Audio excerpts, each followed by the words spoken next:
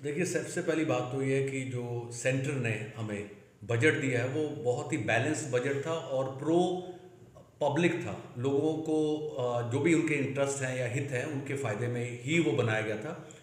तो जहाँ तक हरियाणा सरकार से उम्मीद है, मैं ये समझता हूँ कि वो भी बैलेंस्ड होगा। आम जनता को साथ लेकर चलना ही सरकार की सबसे बड़ी ताकत होती है। और हेल्थ के ऊपर मैं समझता हूँ कि ज़्यादा पैसा जो है वो खर्चा जाएगा, उसके लिए अलग से पैसे ईयर मार्क किए जाएंगे, क्योंकि हॉस्पिटल्स हो चाहे वो प्राइमरी हेल्थ सेंटर्स हैं, उसके लिए सरकार ज़्यादा ध्यान देगी। कोविड ने ऑलरेडी इस चीज़ की चेतावनी दी थी हमें, और अब भी दी है कि किसी टाइप का पैंडेमिक आता है तो हमें उसको मीट करने के लिए बहुत ज़रूरी है, हेल्थ के ऊपर बहुत पैसा होना ज़रूरी है। तो जो हमारे देश के अंदर यंगस्टर्स हैं, ग्रेजुएट बहुत सारे हैं बट दे आर अनएम्प्लॉयड, तो उनके लिए रोज़गार नहीं है। सबसे पहले तो रोज़गार होना चाहिए। दूसरा, हमारी जो शिक्षा व्यवस्था है वो कहीं ना कहीं फिसलती जा रही है प्राइवेटाइजेशन के चक्कर में, इसलिए बच्चे बाहर जा रहे हैं। तो ऐसा प्रावधान होना चाहिए कि उनको बाहर ना जाए, उनको यहीं अच्छी अपॉर्चुनिटी मिल जाए। प्लस हमारे पास जो हेल्थ केयर फैसिलिटीज़ हैं वो बिल्कुल पुअर तो नहीं कहूँगा, बट कहीं ना कहीं उनके अंदर सुधार की आवश्यकता है। हम अभी भी कहीं ना कहीं गवर्नमेंट जो हॉस्पिटल्स हैं उनके अंदर देखते हैं कि भैंसे या गाय वगैरह घूम रहे होते हैं, सैनिटाइजेशन का नहीं है कुछ भी, तो ये होना चाहिए। सरकार से बजट में हर आम इंसान को एक ही चीज़ की होती है कि महंगाई कम हो, और हम भी सरकार से ही मांग करेंगे कि किसी भी प्रकार का कोई टैक्स व्यापारियों पे ना लगे, और जो घरेलू सामानों में अगर कोई सेंटर से कोई टैक्स लगा है तो उसको हरियाणा सरकार में किसी तरह की छूट मिल सके, ताकि जो है कि आम जन के ऊपर काफ़ी राहत मिल सके। बजट में सबसे बड़ी उम्मीद तो ये है कि रोज़गार की ओर थोड़ा सा ध्यान देना चाहिए, महंगाई के ऊपर ध्यान देना चाहिए। महंगाई निरंतर बढ़ती जा रही है, आम व्यक्ति के बजट से बाहर होता जा रहा है, तो महंगाई पे उम्मीद है कि हमारी सरकार इस पर ध्यान देगी।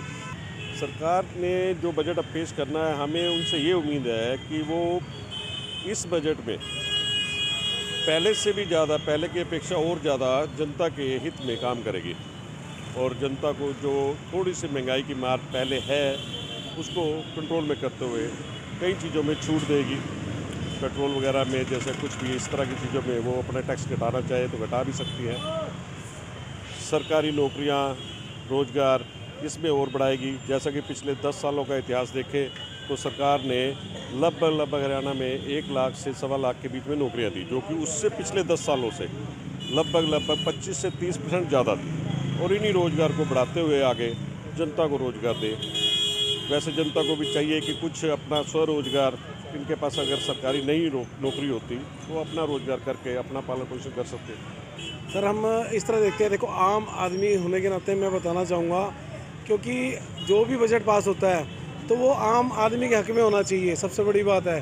क्योंकि देखो, आम जनता को कोई फ़ायदा होगा तभी वो कहीं ना कहीं किसी ना किसी पार्टी है या कोई भी आगे कार्य कर रहा है उसके पक्ष में कोई बात करता है। क्योंकि देखो, बजट की बात हम करें, जैसे व्यापार की हम बात करें, मैं एक व्यापारी होने के नाते बताना चाहूँगा कि हम इतना टैक्स पे करते हैं, सरकार तक टैक्स जाता है, लेकिन उसके बेनिफिट्स क्या चाहता है एक दुकानदार बंदा? मार्केट कुछ नहीं चाहती, मार्केट यही चाहती है, दुकानदार यही चाहता है कि जब वो टैक्स भरता है, आने वाले समय में जब वो 50-55 से प्लस हो जाता है तो कुछ ना कुछ उसके अकाउंट्स में जाना चाहिए, ताकि वो आगे की ज़िंदगी को सफल कर सके। सरकार से उम्मीद तो यही है कि एक तो महंगाई पे कंट्रोल करें। महंगाई बहुत बढ़ चुकी है।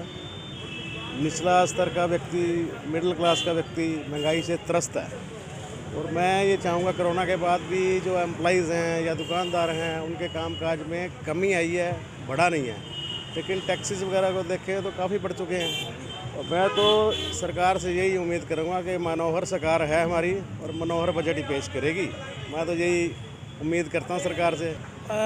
जैसे कि केंद्र सरकार का पिछले समय में बजट आया था, तो केंद्र सरकार ने मध्यम वर्ग का और हर वर्ग का ध्यान रखा था। तो अपना राज्य सरकार को भी चाहिए कि वो हर वर्ग का ध्यान रखे। जैसे कि युवाओं के रोज़गार के लिए सरकार को ऐसे उद्योगों की स्थापना करनी चाहिए कि युवाओं को रोज़गार अपने सीमित क्षेत्र में ही मिल जाए, ताकि वो उनको बाहर ना जाना पड़े। कहीं जैसे हमारे युवा हैं वो विदेश में जाके काम करते हैं, तो सरकार को कुछ ऐसे उद्योगों की स्थापना करनी चाहिए जिससे उनको कि अपने क्षेत्र के अंदर ही काम